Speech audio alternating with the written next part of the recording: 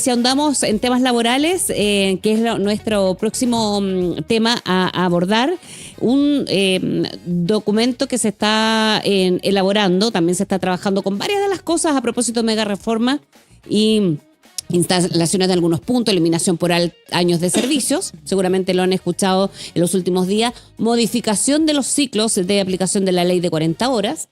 Otro de los temas que se han abordado, incluso se habla de cuánto más sumar, división de la jornada por shock económico y la sala común universal siempre presente también en temas laborales a propósito de la incorporación del trabajo femenino. Ignacia Caballero, vocera de la Defensoría Popular de las y los Trabajadores, está con nosotros. ¿Qué tal, Ignacia? Hola, buenos días. Magíster en Derecho del Trabajo y Seguridad Social, con varios de los puntos, una agenda laboral, no solamente del medio ambiente, como hablábamos con Ezio Costa, también en este tópico que preocupa tanto, sobre todo por las alzas en el desempleo, porque no logramos repuntar con el empleo femenino, etcétera, abordando esos temas que yo ya anunciaba. Bienvenida a Factos, Ignacia. Muchas gracias por la invitación, además. Lástima que sea en estas circunstancias. Oye, a propósito sí, de ¿qué tan tema. preocupado o la sensación de este informe entregado por el Ministerio? Sí, la verdad es que la preocupación es bastante, no solo por el informe, sino porque hemos visto que este gobierno tiene una agenda laboral silenciosa y este documento va en esa línea. O sea, es un gobierno que no tiene una propuesta explícita en materia laboral. Sin embargo, sí ha tomado medidas ejecutivas que impactan en las condiciones laborales de las y los trabajadores.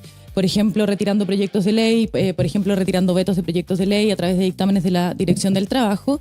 Y en este caso, a través de una propuesta de una mesa que se caracteriza como técnica, en circunstancias que lo que hace es recoger ciertas propuestas que incluso estaban en el programa de gobierno de José Antonio Kast. Pero en vez de ser propuestas como el gobierno, van a ser recogidas o están siendo recogidas por esta mesa. Una de esas propuestas, por ejemplo, es la eliminación de la indemnización por años de servicio. Sí. Ya, esa es una medida que es muy, muy grave. ¿Qué significa en lo concreto? Mira, en lo concreto significa que la indemnización por años de servicio ahora va a ser una indemnización a todo evento que va a estar financiada por el seguro de cesantía. Ya, eso significa reducir, casi eliminar, digamos, los costos para el empleador para despedir. Y esto en un contexto en que Chile está en el tercer lugar de los países de la OCDE con la tasa de rotación laboral más alta. ¿Ya? En Chile, más del 48% de las personas tienen contratos laborales que no superan los 3 años y son contratos indefinidos, porque Chile tiene predominantemente contratos indefinidos. Pues bien, el 48% no supera los 3 años, solo el 17,3% tiene una relación laboral cuya antigüedad es de 10 años o más.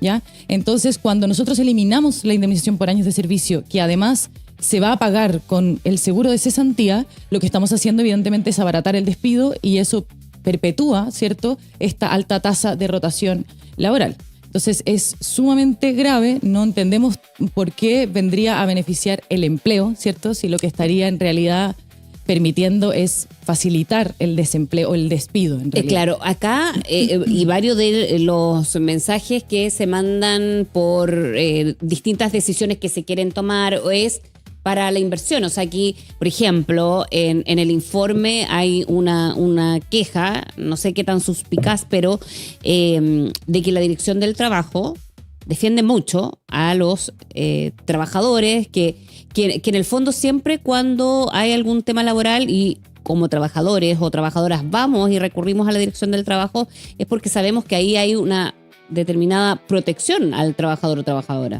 Bueno, esa es la lógica del Código del Trabajo en general, ¿ya? De hecho, estas medidas son peligrosas porque se encubren detrás de una idea de flexibilidad, ¿ya? De hecho, David Bravo, que es el presidente de esta mesa, ha hablado de una camisa de fuerza del Código del Trabajo en circunstancias que no es así. El Código del Trabajo es sumamente flexible, lo que pasa es que es flexible hacia arriba, ¿ya? Este ejemplo yo lo he dado en otras oportunidades. Chile tiene un sueldo mínimo, pero no todo Chile gana el sueldo mínimo, porque los empleadores siempre pueden pactar mejores condiciones con sus trabajadores y trabajadoras. Lo que no pueden hacer es pactar condiciones por debajo del mínimo. Y eso tiene una lógica, que es que el derecho laboral lo que hace es regular la relación entre dos partes que no están en igualdad de poder. Y para evitar el abuso de poder de la parte con más poder, digamos, sobre el contratante débil, efectivamente lo que hace es establecer ciertos pisos mínimos. ¿Ya? Por eso surge el derecho del trabajo y la Dirección del Trabajo también va en esa línea. de proteger al contratante débil. Sin embargo, en este gobierno la Dirección del Trabajo no ha seguido esa línea y en cambio ha salido con dictámenes que lo que permiten, por ejemplo, es ampliar la cantidad de personas que pueden entrar al inciso segundo del artículo 22 del Código del Trabajo, y eso significa ampliar la cantidad de personas que están exentas de la jornada ordinaria y que entonces no se les aplica, por ejemplo, la ley de 40 horas. ¿Ya? Entonces sí vemos que no se está respetando los principios propios del Código del Trabajo, del derecho laboral en realidad. De todos los puntos que abordábamos, modificación, quiero pasar a la de las 40 horas, pero antes de eso, eliminación de los años de servicio, etcétera, ¿de qué manera podemos concluir, Ignacia, que esto pueda ayudar a la contratación? Eso es algo que nosotros tampoco logramos ver. Porque no hay explicación técnica que lo argumente, ¿no? No, o sea, lo que vemos es que las propuestas que hay acá lo que hacen es abaratar los costos del despido, facilitarlos, porque hay una modificación a el artículo 161, que es la causal de despido a necesidades de la empresa. Eso además desincentiva que las y los empleadores tengan que capacitar a sus trabajadores y trabajadoras. Entonces no entendemos cómo facilitar el despido, abaratar los costos, perpetuar, ¿cierto?, esta posición que ocupamos en la tasa de rotación laboral de la OCDE iría en contribución, digamos, del empleo. Es más, aquí hay propuestas que permiten que un mismo trabajador haga más funciones, hay propuestas que permiten que una persona trabaje más horas, entonces se necesita menos gente. Nosotros no logramos tampoco entender cómo esto va en la línea de lo que se propone en la mesa. ¿Y cuál sería el rol ahora de los sindicatos, por ejemplo? Bueno, aquí hay un rol muy importante. De hecho, esta propuesta, cuando habla de modificar los ciclos de la jornada del cálculo de las 40 horas, cita países como Alemania o Países Bajos. Pero lo que omite es que en Alemania la cobertura de la negociación colectiva es del 80%, en Países Bajos supera el 70%, y estamos hablando de países que tienen negociación predominantemente por rama o por sector. De hecho, en Alemania estos ciclos de horas se pactan con la organización sindical, no con las y los trabajadores de a pie. Entonces, claro, ahí vemos que este gobierno toma esos ejemplos, pero hace un análisis comparado que es irresponsable, porque no es la situación de Chile. Si nosotros tuviéramos negociación colectiva ramal y una tasa de cobertura en la negociación del 80%, efectivamente podríamos sentarnos a conversar entre sindicatos y empresas, pero eso no es lo que existe en Chile. Oye, los de las 40 horas, con todo lo que costó llegar a un acuerdo y con lo gradual, entonces acá hay varias preguntas, pero es una ley que como muchas, para no impactar de manera fuerte al mercado laboral, etcétera, ha sido gradual. Ahora se propone calcular ese promedio en base a varios meses o incluso a un año entero. Entonces, en la práctica podríamos terminar trabajando 50 o 52 horas, que era lo que decían en las últimas semanas. Una semana que descansemos después, ¿qué pasa ahí? Primero con esta flexibilidad de las 40 horas, que sabemos cómo ha sido gradual. Muchos empezaron a salir temprano el viernes, otros media hora al principio. Y hemos visto cómo eso ha impactado en la vida laboral. Sí, bueno, mira. En la vida familiar. Sí. Y laboral también. Lo interesante es revisar primero qué es lo que ya tenemos. Ya. Hoy día tenemos una jornada ordinaria de 40 horas. ¿Ya? Eso es artículo 22. El artículo 22 bis dice, ese cálculo, o sea, esas 40 horas se tienen que alcanzar en un promedio de 4 semanas. Eso significa que yo no tengo que trabajar 40 horas todas las semanas, y lo que establece el código es que hay semanas en las que puedo trabajar como tope 45 horas como jornada ordinaria, o sea, sin horas extras, 45 horas. Luego el artículo 31, habla de la jornada extraordinaria, y ahí sí permite que las personas trabajen 52 horas, eso es lo que tenemos hoy día. Ajá. 52 horas sumando jornada ordinaria con jornada extraordinaria. Eso significa que una persona que trabaja 52 horas en una semana al menos tiene que recibir 7 horas pagadas como horas extras, que sabemos que tiene un recargo, ¿cierto? Del 50%. Claro. ¿Qué es lo que hace esta propuesta? Dice que la base de cálculo ya no son, para llegar al promedio de 40 horas ya no son 4 semanas, sino que pueden ser 15 o 52, y aquí es donde se remite el ejemplo de Países Bajos o Alemania, que son situaciones que no son comparables a las de Chile. ¿Cuánto trabajan ellos semanalmente, aproximadamente? Eso varía, efectivamente los cálculos se hacen. ¿Van en menos? Pero van en menos, y son pactos con organizaciones sindicales y claro, hay verdadera compensación, etc. Entonces, perdón, lo que hace esta propuesta es que ahora el cálculo se hace en 52 semanas, por ejemplo. Eso significa que yo puedo trabajar una jornada 52 horas, que es algo que ya se puede, pero ninguna de esas horas va a ser horas extra. porque son 52 horas de jornada ordinaria que después se compensan a la baja. ¿Ya? Entonces, más que aumentar la suma total de horas que uno puede trabajar en una semana, porque hoy día el código ya permite trabajar 52 horas, lo que hace es que esas 52 horas van a ser de jornada ordinaria y por lo tanto no se van a pagar con un recargo.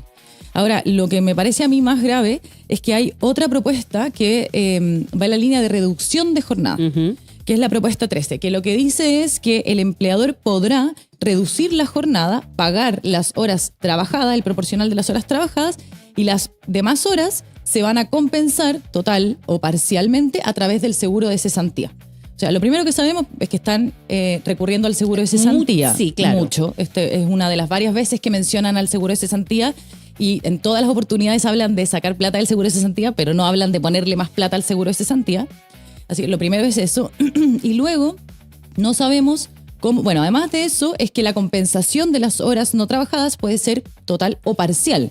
Una compensación parcial significa una rebaja en la remuneración. Y si estas propuestas se aprueban como ley, digamos, de manera simultánea, ¿cómo conversa eso con la compensación de las horas? Pues yo trabajo jornada de 52 horas que luego me deben compensar trabajando menos. Pero si cuando yo trabajo menos el empleador puede recurrir a la AFC y pagarme solo las horas efectivamente trabajadas, el proporcional de horas trabajadas, entonces ¿cómo conversa eso con este cambio en la forma de cálculo del promedio de las 40 horas? Además, tampoco, porque la propuesta es bien escueta, no dice qué pasa si me despiden. ¿Qué pasa si yo trabajo jornadas de 52 horas, jornadas ordinarias, sin el pago de horas extras, y antes de que se me alcance a compensar, me despiden? ¿Quién me va a devolver o cómo me van a devolver esas horas esas semanas que yo debí haber trabajado menos tiempo si me despidieron antes? Entonces, efectivamente, esto se mete con una de las leyes que son del origen del derecho laboral, que es la regulación de la jornada. Porque ya sabemos, y la historia lo ha mostrado, que cuando no se regula esto, no teníamos jornadas de 8 horas ni 9 horas, teníamos jornadas muy extensas, no teníamos derecho a descanso, no teníamos vacaciones pagadas. Eso pasa cuando eliminamos los límites, cuando corremos el límite que lo que busca es proteger al contratante débil, que es justamente la finalidad del Código del Trabajo. Sí, ahora, para defender la flexibilización a propósito de las 40 horas, el informe compara, ya lo decías tú, con países de Europa, que todavía estamos lejos, pero...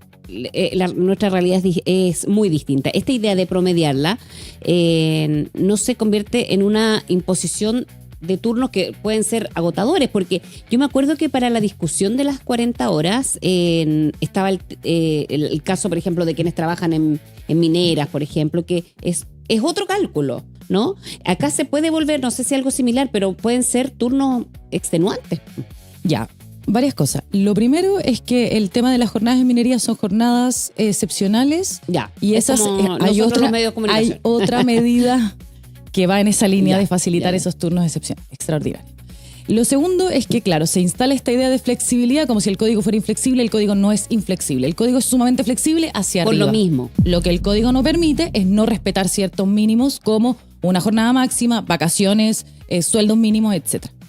Lo tercero es que, claro, lo que permite esta nueva fórmula de cálculo es que pasemos meses trabajando jornadas de 52 horas a cambio supuestamente de que después nos compensen, pero ya vimos que si nos despiden ahí no se resuelve y en todo caso, aun cuando después el empleador deba compensar, con esta otra propuesta, que es la propuesta 13, no sabemos si va a compensar realmente o lo va a terminar pagando el seguro de cesantía. Y aquí hay otra cosa muy interesante. El seguro de cesantía es hoy día la única institución que existe en Chile de verdadera seguridad social. Porque el seguro de cesantía tiene un fondo individual y tiene un fondo solidario. Y ese fondo solidario se compone de cotizaciones de las personas que participan en el sistema. A diferencia, por ejemplo, de lo que ocurre con la PGU, que está financiada con impuestos, la financia el Estado, no la financian los cotizantes. Esta es la única institución de verdadera seguridad social que tenemos.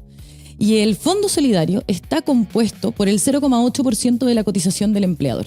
Entonces, cuando estamos constantemente echando mano al fondo de cesantía sin aumentar las cotizaciones, porque esto se hace con varias medidas, estamos desmantelando la única institución de verdadera seguridad social que tiene Chile, que ya vimos que en pandemia, ¿cierto?, sostuvo a muchas familias. Sí. Y hoy día estamos viendo una tasa de desempleo que está en torno al 9%, la más alta en los últimos 5 años desde el 2021, que es pandemia. Entonces tenemos más gente desempleada y estamos reduciendo los fondos que le permiten a esa gente sostenerse durante el desempleo. Entonces también es muy peligroso la cantidad de medidas que buscan echar mano al seguro de cesantía. Oye, el seguro de cesantía como que nunca se había tomado, ¿no? No se había tocado. Es que a mí me llama mucho la atención porque cuando uno ha estado en el sistema como harto tiempo, muchas veces ha sido es como no sabía que existía y por Dios que ayuda. Y con esto, solidario, con un sistema que puede ser súper impopular, un poco solidario, un poco como me recuerda a la reforma previsional. Otra propuesta es que si la economía anda mal, la empresa puede recortar la jornada de trabajo. Y si el sueldo a la mitad de forma legal y que el resto se pague con el servicio del seguro de cesantía, que es lo que hablamos. No es esto traspasar el riesgo, ya lo has dicho de alguna manera, pero de que finalmente el negocio le vaya mal al trabajador finalmente. Obvio. Sí. Mira, o sea, primero... y a los fondos del Estado, porque primero cuando tú decías ya, uno... Como se van flexibilizando varias cosas, como por ejemplo que si te echan, después uno puede apelar, pero igual te pueden echar y ahí quedó ya uno acudir a la dirección del trabajo cuando también se está cuestionando, ¿es como todo mal? ¿O es idea mía? No, a mí me gustaría darte mejores noticias, pero no es idea tuya. Lo primero es que el seguro de cesantía es muy conocido por la gente porque cuando enfrentan el desempleo, que es algo que ya muchas personas están enfrentando, eso es lo que te permite tener un ingreso que te sostiene mientras tanto tú estás buscando trabajo. Esta lógica de solidaridad lo que permite o potencia es que quienes están trabajando puedan contribuir a este fondo solidario, que en realidad es a través del aporte del empleador, para ayudar a sostener no a todas las personas que están desempleadas, sino que aquellas que ya se gastaron su fondo individual y por un periodo que todo eso está regulado.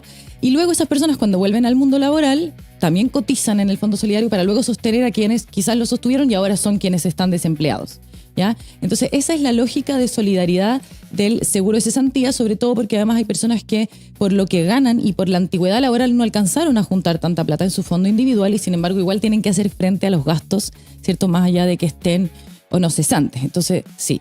Lo segundo que es transversal, más que ayudar a contribuir a mejorar el empleo, a aumentar el empleo, lo que sí vemos es que está trasladando los costos y los riesgos de la actividad a las y los trabajadores. Y esto es sumamente grave porque las y los trabajadores no pueden participar en las decisiones que llevan a las empresas a estas situaciones, ¿cierto? Que de repente significan bajas, por ejemplo, en los ingresos, en las ganancias, etc.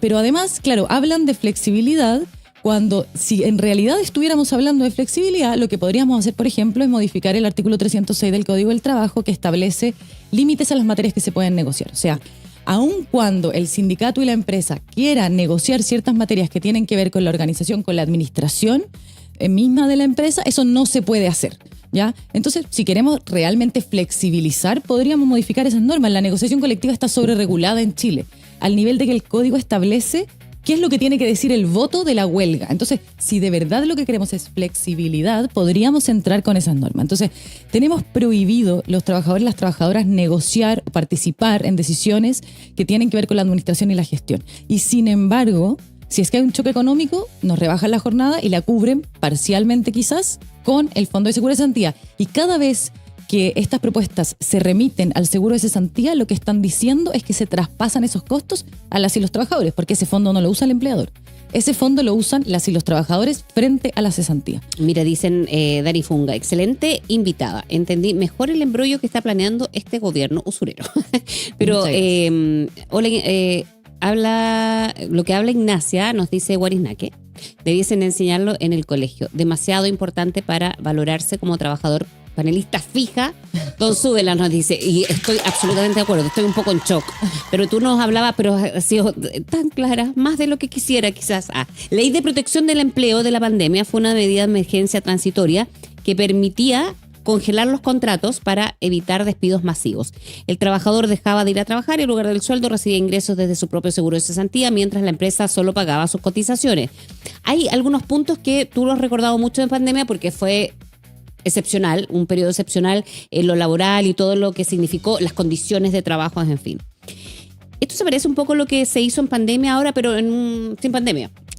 ¿O no? Sí, mira, la diferencia entre lo que ocurrió en pandemia y lo que vemos ahora es que en pandemia sí había un caso fortuito. Igual se traspasaron los costos a los trabajadores, eso es así, porque se recurrió al seguro de cesantía y después ahora cuando estamos cesantes resulta que hay me lo comí. Me lo comí en la pandemia. Entonces, sí se traspasan los costos, pero había un caso fortuito que realmente nadie podía controlar. Ya.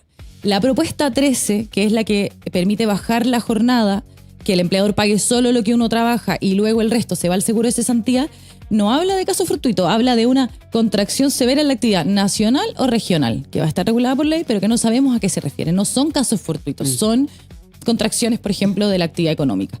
Y eso es un riesgo que asume el empleador porque es ese riesgo el que después legitima que se quede con las ganancias, ¿cierto? Cuando aumentan las utilidades, cuando a la empresa le va bien, ¿quién se queda con las ganancias? El empleador, porque de hecho hay dos figuras de gratificación aquí, me voy a meter levemente para no irme tanto pero por las está ramas, perfecto, pero estamos aprendiendo mucho, Ignacio. hay la gratificación legal, cuando las empresas ganan mucho, recurren al artículo que les permite pagar con un tope de 4,75 ingresos mínimos dividido en 12 meses, que deben estar en torno a los 300.000 pesos, no he hecho el cálculo actualizado.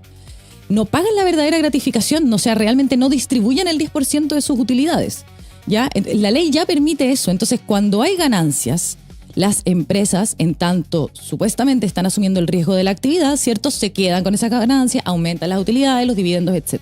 Pero resulta que cuando se contrae la economía, que cuando hay periodos en que hay menos trabajo, o que cuando hay periodos que hay más trabajo, pero ya no tengo que pagar horas extras porque puedo ocupar la propia jornada ordinaria para cubrir eso, entonces resulta que ahí los costos se traspasan a las y los trabajadores que además no participan en las decisiones de conducción, de dirección, de administración, de organización de la empresa. Lo tienen vedado por ley. Entonces tengo que cargar con los costos de decisiones que no pasan por mí. A mí me parece sumamente grave.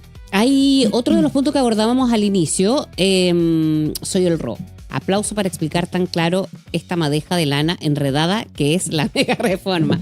Sí, hemos pasado del medio ambiente a lo laboral. La sala cuna universal, más del 9% de personas sin trabajo que hemos conocido, la mayoría está en mujeres, y después de la pandemia, de nuevo, y hemos hablado mucho de la pandemia porque ahí el tema laboral fue súper fuerte, fue súper golpeado, pero principalmente se perdieron como 10 años de empleabilidad femenina, y Sala Cuna Universal es uno de los puntos que podría hacer la diferencia. Pasando ahora al tema de las mujeres trabajadoras, se propone financiar la Sala Cuna Universal sacando un porcentaje de los fondos que hoy van al seguro de cesantía. De nuevo. Así es. Es una, primero, es como desvestir un santo y vestir a otro, pero yo no sé cuál se viste con este. Mira, y lo interesante es que en este gobierno hemos visto que ocupan esta figura como de contraponer. Entonces, Sala Cuna Universal, nos oponemos a la Sala Cuna Universal. Nadie se opone a la Sala Cuna Universal. Es tremenda idea porque efectivamente sí es una carga adicional para los trabajadores. Hablan de estas medidas como para mejorar el empleo, como si quienes no estamos de acuerdo con estas medidas estuviéramos en contra del empleo. Todos queremos más empleo, si el tema es quién paga los costos de ese aumento del empleo y en qué condiciones vamos a trabajar. Entonces, la Sala Cuna Universal sí, evidentemente es buena idea. Ahora, el problema es quién financia la Sala Cuna Universal, ¿ya? Y de nuevo, cuando recurrimos al seguro de cesantía, quien está financiando eso es las y los trabajadores. De hecho, la propuesta, que la tengo acá por eso, porque tiene frases que me gusta rescatar. Dice, no elevará el costo del empleador porque reasignará la cotización del seguro de cesantía. O sea, no va a pagar más el empleador, no va a cotizar más. Lo que estamos haciendo es sacarle plata al seguro de cesantía para Sala Cuna, para indemnización por años de servicio, para rebajar la jornada. Ese fondo no es infinito. ¿Ya? Ese fondo está compuesto por aportes que hacen las y los trabajadores y los empleadores, y que tiene por finalidad no sostener esto para abaratar los costos de contratación de las y los empleadores, y los costos de despido. Este fondo lo que hace es permitir que las personas puedan sobrevivir en el desempleo, además en un contexto en que tenemos pocos derechos sociales garantizados, ¿no? La salud se paga, la educación se paga, la vivienda se paga. Entonces, si yo me quedo sin sueldo en un país como Chile, yo realmente estoy en una situación crítica. Y esa es la finalidad del seguro de cesantía. No permitir a los empleadores bajar los costos de tener gente contratada, de tener mujeres con sala cuna, de despedir gente. Esa no es la finalidad del seguro de cesantía. Entonces se desnaturaliza, además se desfinancia, porque por último dijéramos, recurren al seguro de cesantía, pero también aumentan la cotización del empleador al seguro de cesantía, pero no hacen eso. Es solo sacar plata y no meterle más plata al seguro. Perdón, es que me entusiasmé porque estoy leyendo el chat también. Muchas gracias por la información, nos dice Javiera Espinosa. La información de hoy, aunque da miedo todos los retrocesos que probablemente se aprobaran de la mega reforma. Quiero seguir hablando de Sala Cuna, pero y a propósito de lo que dice Javiera, tú como experta, ¿no? Experta en materia laboral, en y con algunas señales. Por ejemplo, para la cuenta pública no se habló de trabajadores, que es lo que llama mucho la atención. Entonces quiero conocer también tu visión respecto a cómo se está hablando de los trabajadoras y trabajadores sin mencionarlos. Sí, bueno, primero agradecer los comentarios. Yo vengo a traer aquí puras malas noticias, pero parece que no me ha ido tan mal. No, está buenísimo aclararse. Finalmente, un corte, o sea, no tener sueldo aquí en Chile, en un país que se encarece, o sea, ni Europa se ha atrevido tanto. Es verdad. Bueno, y lo que vemos, lo que mencionas tú de la cuenta pública es algo que nosotros desde la Defensoría venimos identificando desde el inicio de este gobierno. Este gobierno no tiene una agenda explícita en materia laboral. ¿Por qué? Porque si uno mira la experiencia comparada de América Latina, cuando se han propuesto reformas laborales, eso es bullado, o sea, eso genera reacciones en los medios, genera reacciones de la gente, ¿cierto? Entonces, lo que hace el gobierno es tratar de tomar medidas que de alguna manera pasen piola, o sea, que no sean tan bulladas porque no tengo una reforma propiamente tal. Por eso, por ejemplo, está esta mesa de reactivación laboral que está caracterizada como técnica en circunstancias, que está compuesta por economistas, ingenieros, y hay solo una abogada en la mesa, y esta mesa recoge propuestas que estaban en el programa de gobierno de José Antonio Kast, pero que en vez de salir del gobierno como propuesta propia, que es lo que venían diciendo en la campaña, lo que hace es ser recogida a través de una mesa técnica. ¿Por qué? Porque tienen una agenda laboral silenciosa que no es explícita. Eso no quiere decir que no hay una agenda laboral. Hay una agenda laboral. La estamos viendo a través de los dictámenes de la Dirección del Trabajo, la estamos viendo cuando se retira el proyecto de negociación colectiva, antes llevaba 2 meses o menos, y se retiró, o sea, ni siquiera se dio la posibilidad de discutirlo. ¿Ya? Se retira el veto de la ley de personas de adultos mayores, que tenía un problema en materia laboral de la contratación de esas personas. Entonces, y ahora a través de propuestas, bueno, esta es la mesa de reactivación laboral, pero también vemos que la SOFOFA ha tenido sus propias propuestas, y todo esto está siendo recogido por el gobierno en vez de ser el gobierno transparente y decir: estas son mis propuestas en materia laboral, porque eso va a generar ruido en la población y es lo que quiere evitarse. Esa es nuestra interpretación de lo que está ocurriendo desde la defensa. Y otra interpretación se podría ver que esta puede ser una segunda etapa de la mega reforma del ministro de Hacienda, Jorge Quirós. Vamos a ver cómo se traduce esto en propuesta de ley, efectivamente, pero claro, sí siguen una línea que es común, que es de alguna manera ayudar a los empresarios. O sea, porque estamos abaratando costos de contratar personas, estamos abaratando costos de que las personas tengan derechos a la cuna, estamos abaratando costos de despedir personas, estamos facilitando el despido de personas. O sea, esta propuesta, entre otras cosas, busca modificar el artículo 161 del Código del Trabajo, agregando algo que se eliminó en el 2001, que es que se puede despedir a alguien por falta de adecuación, ¿ya? Entonces, una persona, por ejemplo, una persona mayor que lleva muchos años en la empresa decide cambiar los mecanismos tecnológicos, esa persona queda obsoleta porque no los conoce, entonces te despido por esa razón y te despido justificadamente. Eso primero en el contexto de una causal que viene siendo mal usada de manera histórica. Hay un informe que es bien acotado me parece que el primer juzgado de letras del trabajo desde el año 2017, que dice que 9 de cada 10 despidos por necesidades de la empresa son injustificados. Eso lo hemos visto nosotros en la Defensoría porque llevamos 10 años litigando, tenemos más de 8.000 causas tramitadas y nunca hemos perdido un despido por necesidades de la empresa. Entonces, las empresas ocupan mal esta causal y lo que hace esta propuesta es darles más facilidades para ocupar esta causal. Pero además, cuando yo despido por falta de adecuación, lo que estoy haciendo es desincentivar la capacitación. Si yo, empleador, voy a cambiar, por ejemplo, la matriz tecnológica, lo mínimo que tengo que hacer es capacitar a mis trabajadores y trabajadoras para que puedan usarla, porque obviamente si llevan años trabajando y la matriz cambia de un momento para otro, hay que capacitar a la gente para que la pueda usar. Entonces, sí, aquí vemos, son pequeñas medidas que lo que buscan es facilitar o abaratar costos y además traspasar los costos y los riesgos de la actividad a las y los trabajadores en circunstancias que tienen vedada participar en las decisiones de administración y gestión. Claro, es como necesidades de la empresa, como un cliché ya más a estas alturas. Como para ir finalizando, nos decían acá, no es casual que se haya vuelto a hablar de Día del Trabajo y no del trabajador, y en esta mesa no hay representantes de los trabajadores, ¿no? En esta mesa técnica que decías tú, hay una abogada laboral, pero representante de los trabajadores no. No hay ningún representante de los trabajadores, tampoco hay ningún abogado o abogada laboralista que se dedique a la defensa de las y los trabajadores. Hay una abogada que participó en el gobierno de Piñera, ¿cierto? Que sabemos que es un gobierno de derecha. Entonces, y además está llena de ingenieros y economistas, ¿ya?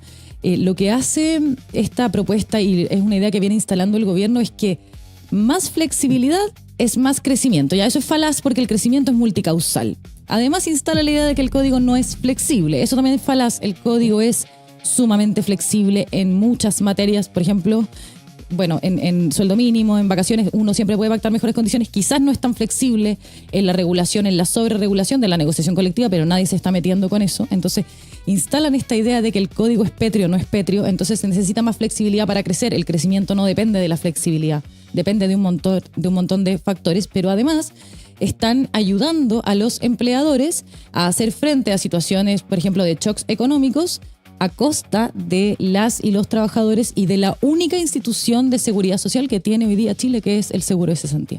Ahora sí, para terminar, desde la Defensoría Popular de las y los trabajadores en estos últimos 4 meses, Ignacia, ¿han recibido casos en particular que vayan en la misma línea de la conversación que hemos tenido? Sí, y en la línea de estas propuestas hemos visto casos, por ejemplo, de polifuncionalidad, que es algo que no alcanzamos a hablar ahora por tiempo, pero sí hemos visto que en la práctica sí se están viendo polifuncionalidad. También estamos viendo en la práctica contrataciones medio por hora, o sea, gente que se llama para ciertas cuestiones especiales. Venimos viendo desde hace un tiempo que las cartas de despido recogen fundamentos o más bien recogen como las tesis del gobierno, ya que hay bajo crecimiento. Por ejemplo, cartas de despido que dicen hay bajo crecimiento. Estábamos creciendo al 2% hace 10 años. Entonces, no es una razón para despedir hoy. Además, hoy estamos creciendo menos todavía. También estamos viendo en el Estado un término anticipado de contratas de forma masiva. O sea, lo que vemos todos los gobiernos es que se terminan los contratos porque vencen los plazos, no hay confianza legítima, no se renuevan. Está bien, eso es una cosa. Otra cosa es decirle a la gente en diciembre, tú tienes contrato hasta el 31 de diciembre del 2026 y en marzo, abril o mayo decirle, no sabes qué, en realidad se termina ahora tu contrato. Porque también estamos viendo eso. Entonces, es un gobierno que dice, tenemos un problema de desempleo, pero está desmantelando el Estado, ¿ya? Entonces, ya hay muchas cosas y también vemos que hay muchas empresas que con este gobierno se han empoderado y están en una arremetida contra las organizaciones sindicales. Eso también lo vemos mucho en la práctica. Ignacia Caballero, vocera de la Defensoría Popular de las y los trabajadores, fanaticada absoluta en el chat, por favor que vuelva pronto, qué buena panelista y nos has explicado de manera muy clara. Que lamentable, pero qué bueno. No, es verdad. Así que, Ignacia, esperamos verte pronto por aquí. Muchas gracias. Solo para cerrar, para poder defender nuestros derechos tenemos que conocerlos. Así que yo traigo malas noticias, pero no, pero está absolutamente valorado y también por nuestra comunidad. Así que muchas gracias, Ignacia. Muchas gracias. Hasta pronto, porque hasta pronto espero que tengamos a Ignacio nuevamente abordando temas de esta agenda laboral que sí existe, nos dice esta experta en esa materia.